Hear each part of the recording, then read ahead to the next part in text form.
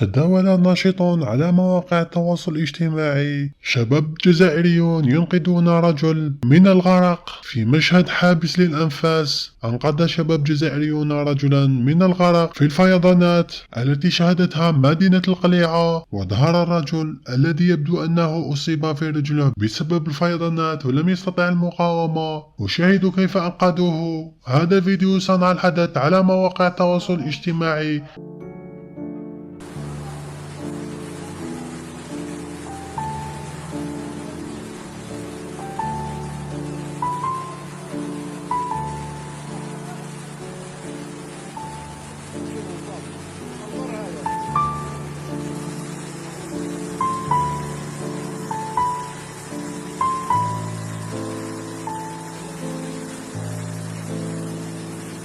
إن عجبكم موقفهم لا تنسوا الاشتراك في القناة وضع زر لايك للفيديو لكي يصلكم كل جديد.